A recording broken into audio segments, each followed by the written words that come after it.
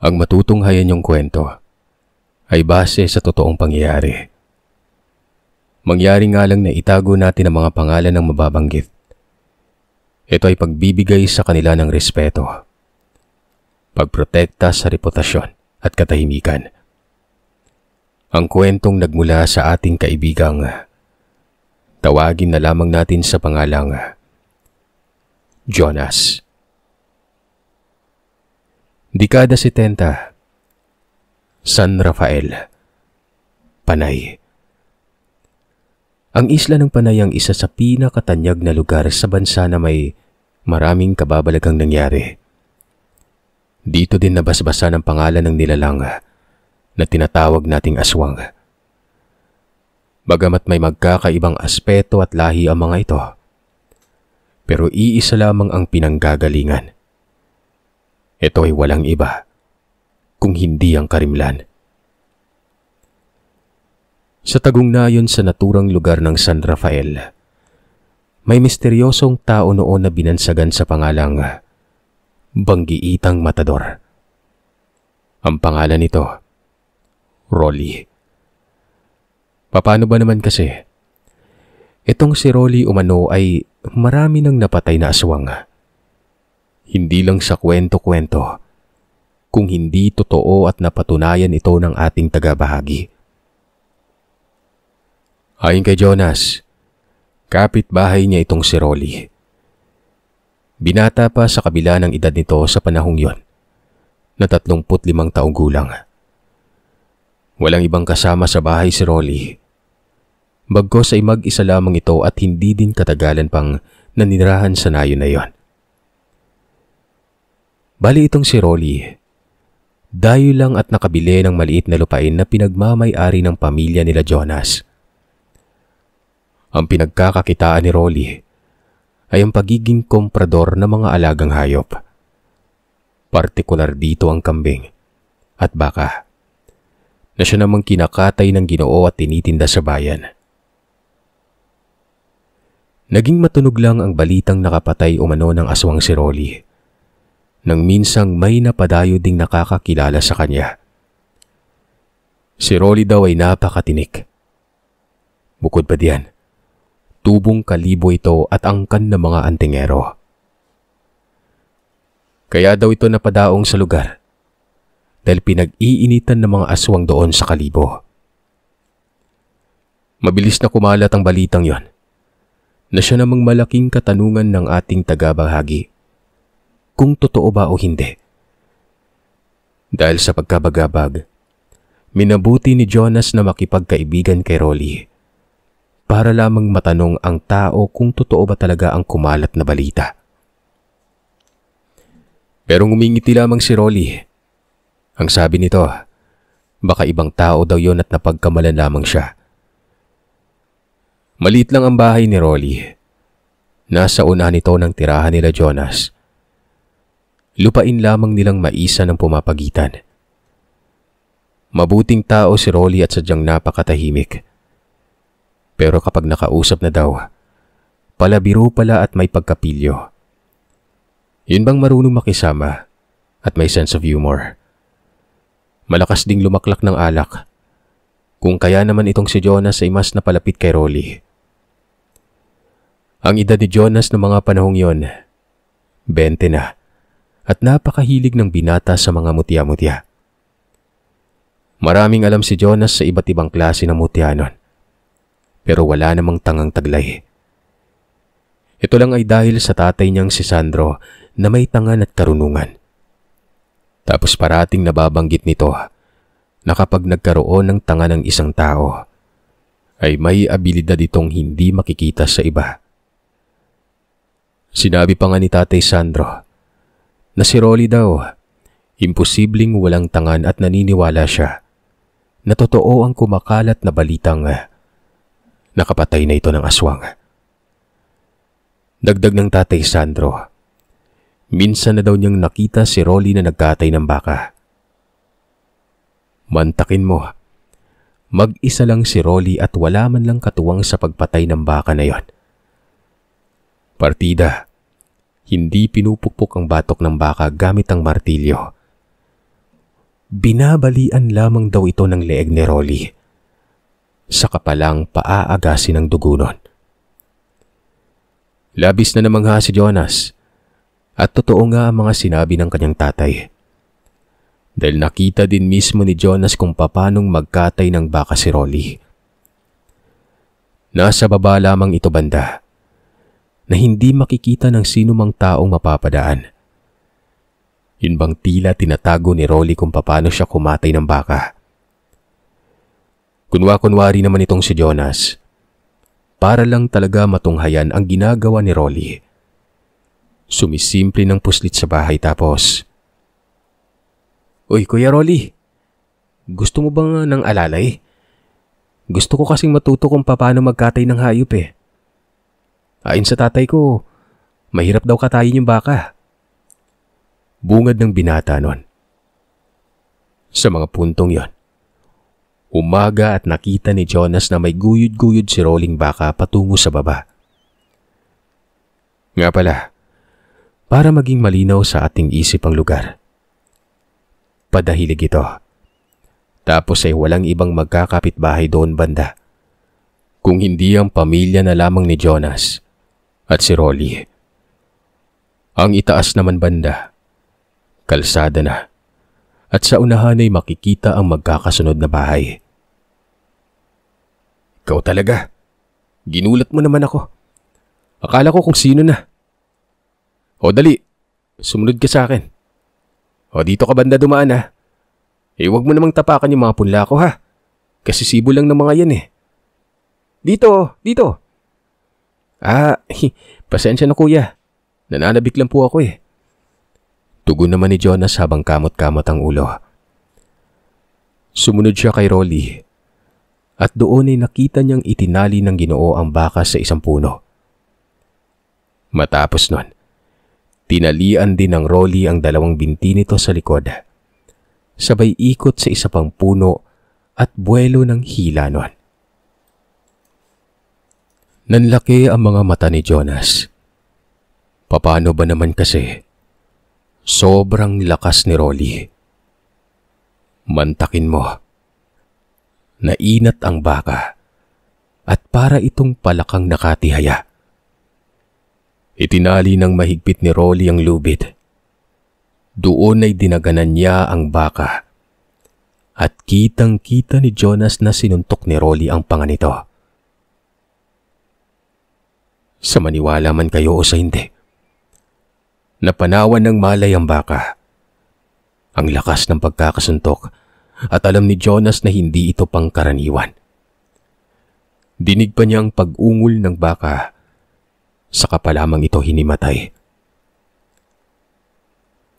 Ganito bang paraan yung gusto mong matutunan? Madali lang gawin ano? Wika ni Rolly noon. Hindi nakapagsalita si Jonas. Napapailing na lamang ito't naiisip na hindi na tao si Rolly. Maya-maya pa, binali ni Rolly ang leeg ng baka at saka palang ito pinaagasan ng dugo. Kuya Rolly, parang hindi po naman ata ganyan yung pagkatay ng baka, di ba? Susuntukin talaga. Tao ka ba kuya? Lakas mo naman. Sabi ng tatay, binabalian mo lang eh. Pero sa nakikita ko ngayon, ganyan pala. Basta mapuruhan mo lang yung ugat. Mahihimatay yung baka yan. Dito banda oh. Lumapit ka kasi. Ba't ka ba nakatunganga dyan? Kaga namang lumapit si Jonas. Minamasdan niya ang panga ng baka. Kung saan ito ang tinuturo ni Rolly. Hindi ba masakit sa kamay kuya? Parang totoo na may abilidad ka nga ah. Kahit sino hindi kayang gawin yan eh. Tapatin mo nga ako kuya. May anting-anting ka no. At totoong nakapatay ka nga ng aswang no. Nagkaroon ng panandaliang katahimikan. Naupo si Rolly sa putol na kahoy at nakatitig kay Jonas doon. Kapag sinabi ko ba sa'yo, maniniwala ka? At kapag sinabi ko ba sa'yo, mapagkakatiwalaan ba kita?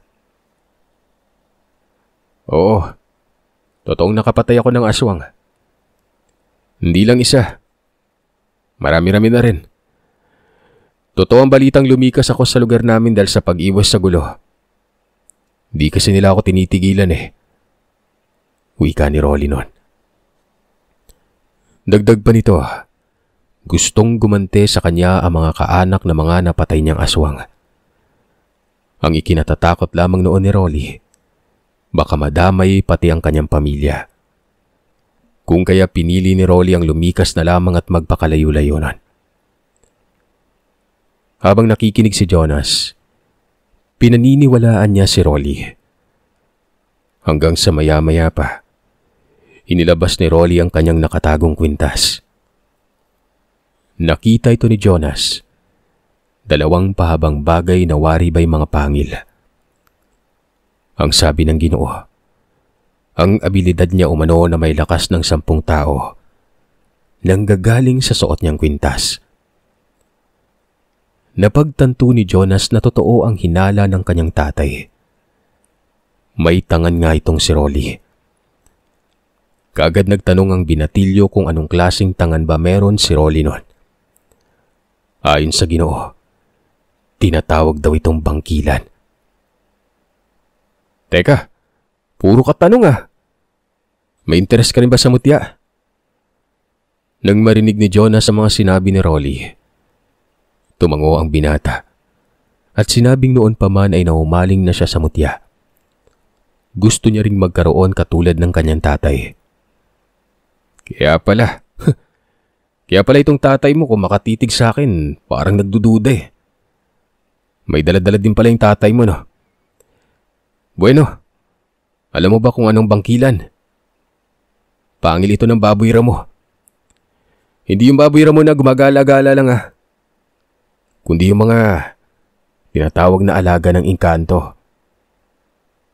Wala ka pang mutya, no? Gusto mong magkaroon? O ito, sa'yo na tang isa. Parehang lakas lang naman ang makukuha mo dito eh. Kahit 2 pa yung suot ko. Huwag mong gagamitin sa kalokohan yan ha. Babawiin ko sa'yo yan. Mungkahi ni Rolly at tinanggal nito ang isang pangil. Pagkaabot kay Jonas ay hindi magkamayaw sa tuwa ang binata. Ganoon na lamang ang pagpapasalamat nito at sa wakas ay nagkaroon na rin siya ng tangan. Pero pinaalalahanan si Jonas ni Rolly na bukod sa wag gamitin sa kalokohan, wag din daw masyadong mapusok at wag ipagmayabang na may tangan si Jonas noon. Dahil sa oras na malaman ng ibang tao, partikular din sa may hilig sa mutya. Maaaring pagkadiskitahan si Jonas at kunin ito sa kanya. Lalo pat ang bangkilan umano. Napakalakas na klase ng mutya. Malakas pa ito sa ngipin ng kalabaw. At ito lang ang katangi-tanging mutya na may basbas ng 2 panig. Pwedeng masama at pwede ding mabuti. Nang hindi nawawala ang bisa nun. Ang ibang mutya umano kapag ginamit na taliwas sa katangiang taglay, mawawala umano ng bisa. Katulad na lamang ng kapag ginamit sa masama. Pero ang bangkilan, hindi. Pwede kahit saan mang panig. Hindi din nawawala ang bisa nito kahit ipagsabi pa. Hindi katulad ng iba na may namamagitang sumpa. Sa oras na ibunyag sa iba ang tangang taglay, kukupas ang lakas nun. Isa pa, hindi din kinakailangan ng dasalang bangkilan na siyang napakalayo kumpara sa iba na kinakargahan pa bago magkaroon ng bisa. Ang ilan, dumadaan pa nga sa malupitang pagdidebosyon. Pero ang bangkilan, ora mismo, hindi na kinakailangan pa ng matinding pananampalataya. Aantayin lang ang ibibigay nitong lakas makalipas ng ilang araw. Teka kuya, ba't mo naman binigay sa akin to? Tanong ni Jonas noon. Gusto lang kitang bigyan. Para na rin may kasundo ako. Nakikita ko kasi sa iyo yung kapatid ko eh. Makulit at matanong din. Ilang kasi, wala na siya eh. Wika ni Rolly. Dagdag pa nito, pinatay umano ng aswang ang kapatid niya. At ang pagkamatay na yon, yun din ang mitya kung kailan nagsimulang pumatay ng aswang si Rolly. Kung nabigay niya lang daw sana sa kapatid niya ang kapares ng tangan, malamang buhay pa raw ito. Sa pagpapatuloy ni Rolly, huwag daw ipagsasabi sa tatay ni Jonas na nabigyan siya ng mutya nun. Kahit sino at gaano kalapit sa buhay, huwag pagkakatiwalaan. Pero ba't mo ako pinagkakatiwalaan? Di ba yung pagbibigay nito pagtitiwala? Anak nang, ibahin mo ako. Biyasa na ako. Ikaw hindi pa. Paano kapag ipinagsabi ka ng tatay mo sa iba? Hindi mo ba naisip yon? Hayaan mo lang yung tatay mo na matuklasan kung anong meron sa'yo. Doon malalaman niyang inililihim mo ang gamit mo. At dahil doon, maiiwasan yung pagsiwalat kung ano ka. Naiintindihan mo ba ako? Bulalas ni Rolly noon.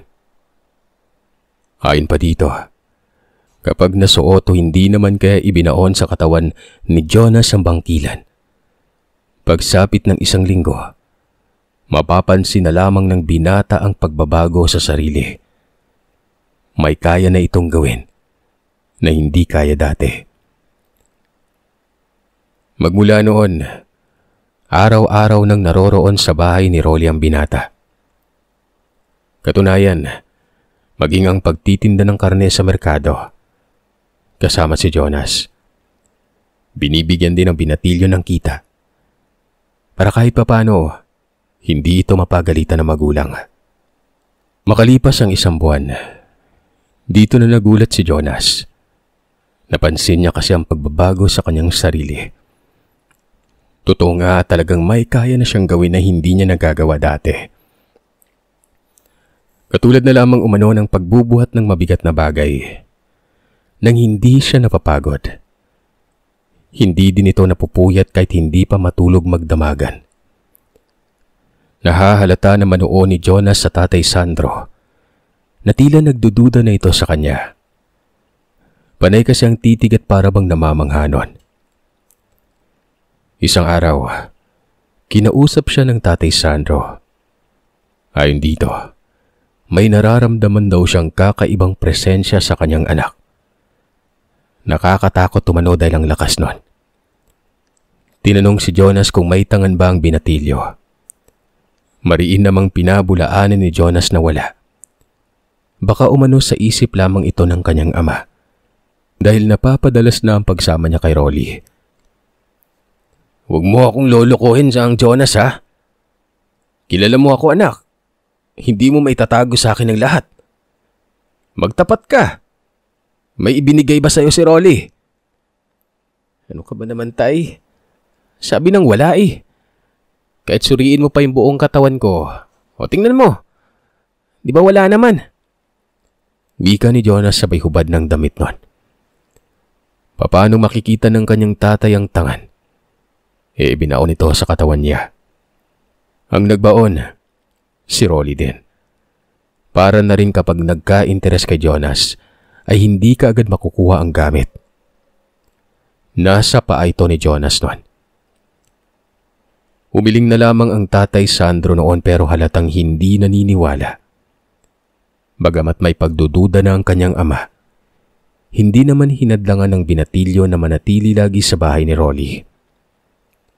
Gusto lang kasing malaman ito kung napagkalooban ba ng gamit ang binata noon. Isang araw, habang nasa merkado at kasalukuyan noong papauwi na si Jonas dahil maagang naubos ang paninda, nagmungkahi bigla si Rolly na wag munang umuwi si Jonas. Kadalasan kasi kapag natatapos ang gawin sa bayan, nauuna ang binatilyo. Pero sa pagkakataong ito, gustong makisabay ni Rolly. Natanong naman ni Jonas kung bakit at ang sabi ni Rolly, natuntun daw ang kanyang kinaroroonan ng mga aswang na tumutugi sa kanya. Kanina, Hindi mo ba napansin yung dalawang lalaki na bumili dito ng paninda? Yung nakasombrero? Yun. Kaanak yun ang pinatay kong aswang. Masama nito. Baka madamay ka. Mararamdaman nilang may daladala ka. Nasa iyo yung pares ng bangkilan eh. Nang marinig ni Jonas ang salaysay ni Rolly, nakaramdam ng takot ang binatilyo. Kaagad niyang sinabi kung ano ang dapat gawin. Basta kung uuwi ka diretso sa bahay ko ha. Huwag ka munang dediretso sa inyo. Pero ngayon hintayin mo ako. Tatapusin ko lang yung iligpit yung mga kalat. Mungkahi ni Rolly noon. Takip silim na. Panay sipat ni Jonas sa paligid. Balisa ang binata at hindi alam ang gagawin. Nang matapos si Rolly, kagad itong nagsabi na sa ibang daan sila tutungo. Lilituhin nila mga aswang. Kahit papano'y matagalan ito sakaling magtangka ng paglusob sa lugar nila. Hindi mo naman sinabi sa akin, kuya, na delikado pala yung kalagayan ko. Di ko rin inasahan to, Jonas eh. Pasensya ka na. Kung iniisip mong kapag binawi ko sa yung bangkilan ay lulubayan ka, mali ka rin doon. Kanina pa lang, alam ko nang pati ikaw puntiryan na rin nila. Sumunod ka dali. Wika ni Rolly. Kagad namang sumunod si Jonas noon. Sa likod sila dumaan at patungong gubat. Abot langit na ang pangamba ng binata ng mga sandaling yon. Nagtatanong pa siya kay Rolly kung anong gagawin kung sakaling bulagain sila ng aswang. Ayon kay Rolly, walang gagawing iba si Jonas kung hindi ang tumakbo. Wala pa kasi itong karanasan sa pakikipagbuno sa mga aswang. Basta kung anong sasabihin ni Rolly, sumunod na lamang daw si Jonas kung gusto pang mabuhay ng binata. Habang binabagtas nila noon ang ibang landas, panay tingin sa likod ni Jonas. Sabi naman ni Rolly, hindi manggagaling sa likod ang aswang. Kung hindi manggagaling daw ito sa harap, babagatin sila nito at sa oras na mangyari yon, tumakbo na si Jonas. Hanggang sa tuluyan ng nagdilim, ang layo na ng kanilang napuntahan. At sa tingin noon ni Jonas ay hindi pa sila lumiliko patungo sa kanilang nayon. Nang mga sandaling ito, mas lalong kinilabutan ng binata dahil nakahawak na sa taluban ng itak si Rolly. Halatang naghahanda na ito sa mangyayaring hindi maganda. Sandali, hinto muna. Nakikita mo ba yung bahay na yun sa unahan? Doon ka magtungo. Hantayin mo yung hudyat ko. Kapag sinabi kong takbo, tumakbo ka. Tumangulang si Jonas. Sa hindi malamang dahilan, bigla na lamang siyang nakaramdam ng pagkairita sa kanyang paa. Ito yung parte ng kanyang katawan kung saan nakabaon ng bangkilan. Kuya, namamanig yung paa ko. Tsaka parang may pumipitik. Ganon din ako. Namamanhid din yung dibdib ko. Yung gamit mo yan. Isang pahiwatig yan na may banta sa buhay mo na nasa paligid lang.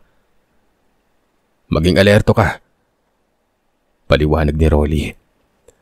Sabay unti-unting binubunot nito ang itak.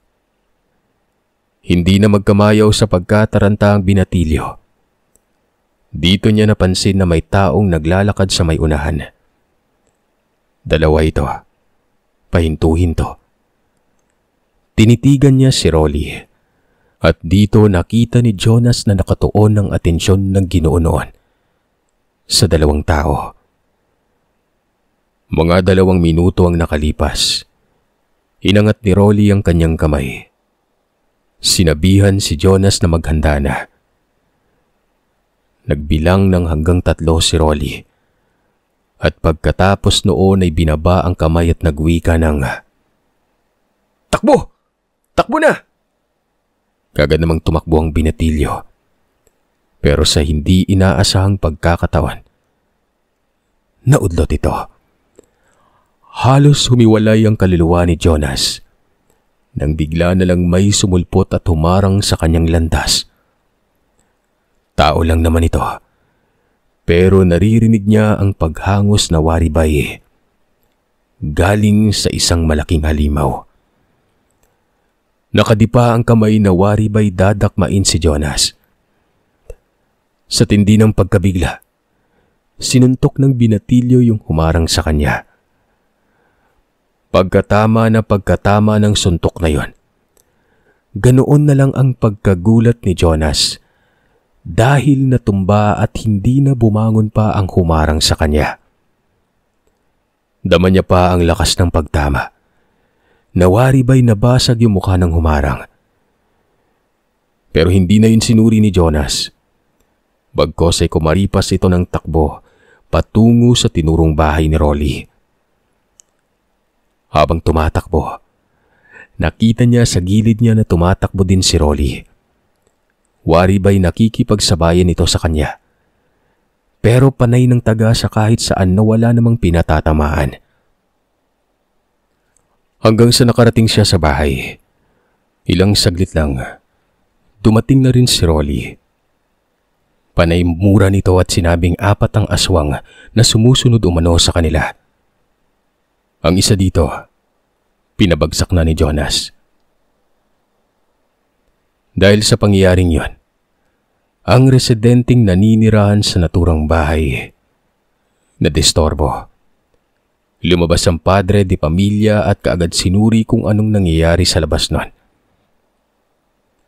Nang masipatan silang dalawa, kaagad itong nagtanong kung anong sadya nila sa lugar. "Kaibigan, maigi sigurong pumasok ka na lamang ng bahay niyo." Bungad ni Rolly doon sa tao. Dahilan namang nagalit ito at lumapit pa sa kanilang dalawa. Pero nang makita niya ang mga nilalang, para itong nabuhusan ng malamig na tubig at hindi nakagalaw nun. "Sinabi ko naman sa'yo pumasok ka ng bahay eh." Matapos makapagsalita ni Rolly, walang sabi-sabing bumalik sa loob ang Ginoo. Nagsara pa ito ng pintuan. 3 aswang ang nasa paligid ng mga panahon na yon. Takang-taka si Jonas dahil inaasahan niyang katulad lamang ito ng taong sinuntok niya kanina. Pero ang nakikita niya nun, sobrang papangit ng mukha. Dilat na dilat ang mga mata. Nakabuka pa ang bibig at kitang-kita ng binatilyo ang mga ngipin nitong pantay na para bang sa isda, pero matutulis yon. Panay sigaw ang nasa loob ng bahay. Pinapaalis sila ng pamilya. Kaagad namang naisip ni Jonas kung bakit nga ba nagtungo sila sa lugar. Maaring madamay umano ang mga nakatira. "Sinadya ko yan. May ilaw dito eh. Doon sa dilim, hindi natin alam kung saan sila manggagaling. Huwag ka mag-alala. Hindi madadamay yung mga nakatira dito." Wika ni Rolly. Kumabig naman sa likod ni Rolly si Jonas. Waribay ginawang pananggalang si Rolly. Hindi nagsasalita ang 3 aswang. Sa halip, kinakawayan silang dalawa na pinapahiwatig na lumapit nun. "Pinahanga mo ako kanina sa ginawa mo ah. Ngayon alam mo na. Kaya huwag kang matatakot. Kala ko kasi hindi ka lalaban eh. Pwede nating banatan ng sabay itong mga to." "Eh, bitawan mo naman yung damit ko. Para kang bakla eh." Bulalas ni Rolly. Maya-maya pa, umabante na ng lakad si Rolly. Hindi naman umalis sa pwesto si Jonas. Dito niya nakita kung paano pagtatagpasin ni Rolly ang 3 nilalang. Panay atras na mga ito. Kasabay naman ang pagwika ni Rolly ng, "Mga animal kayo? Hanggang dito ba naman? Pwede bang patahimikin niyo na ako? Patas na tayo. Hindi ko naman kasalanan na mamatayan kayo ng marami. Gumanti lang ako sa pagkamatay ng kapatid ko. Isa lang yung kinakailangan ko. Pero sandamakmak naman kayo sumugod sa akin eh. Patas na tayo dapat eh. Jonas, huy! Huwag kang tutunga-tunga nga dyan. Asan na yung nakita ko kanina? Gamitin mo yung abilidad mong tutubi ka. Nang marinig naman ni Jonas sa mungkahi ni Rolly, napilitan ng binata na makisali na rin sa laban. Bato lang ng bato ng suntok, kahit hindi naman nakakatama nun.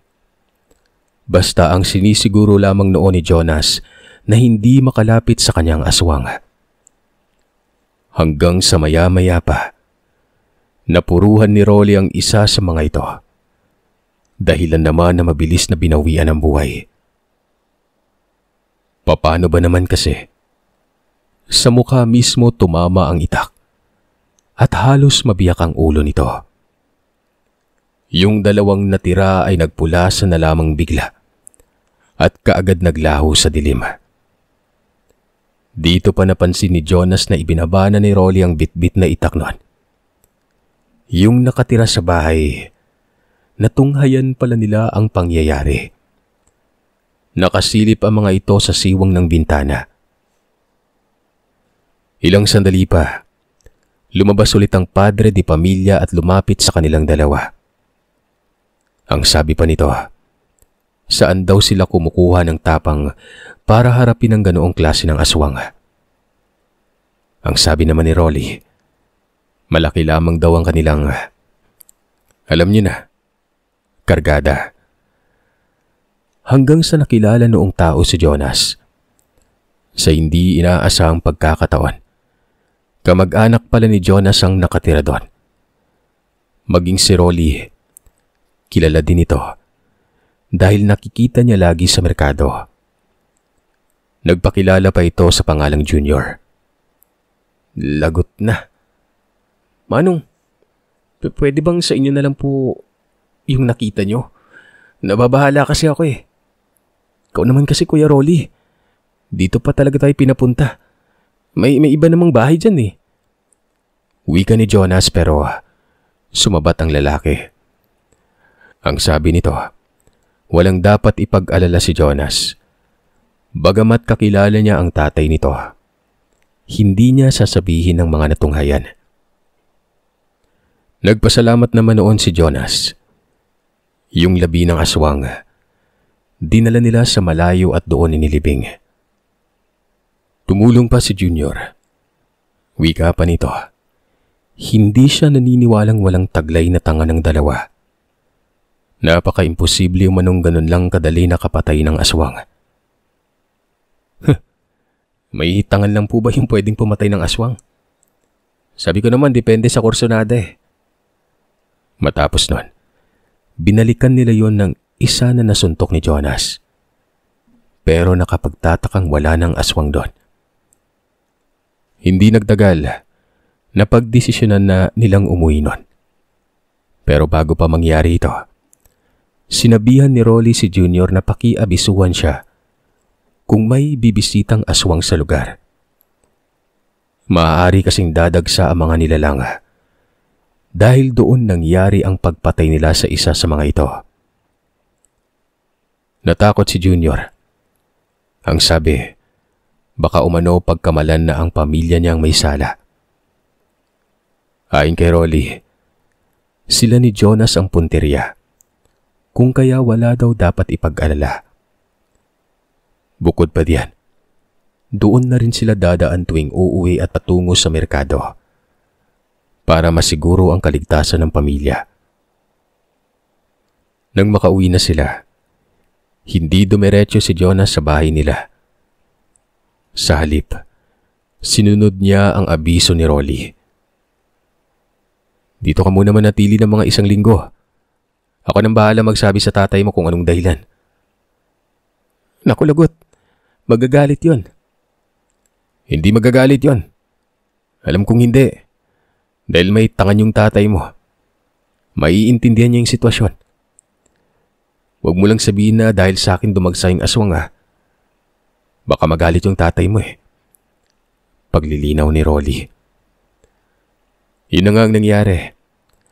Matapos makapag-usap, kaagad pinuntahan ni Rolly ang bahay nila Jonas. Nakabungad si Tatay Sandro sa bulwakan na waribay inaantay ang pagdating ng binatilyo. Magandang gabi sa Mang Sandro. Si Jonas po, naroroon sa bahay. Doon muna siya pansamantala. Napakunot ang mukha ni Tatay Sandro. Nagtanong ito kung anong dahilan. At dito ay nagulat ang tatay niya sa mga isiniwalat ni Rolly. Ay nangang dahilan. Napasabak kami kanina. Hindi ko inaasa na babagatin kami ng aswang eh. Pasensya na Mang Sandro. May nangyari ba sa anak ko? Tanong naman ng tatay nito. Sinabi naman ni Rolly na ligtas si Jonas. Pero dapat munang manatili sa bahay niyang binata. Dahil kapag pinauwi, masusundan ito ng aswang at maaaring madawit ang buong pamilya.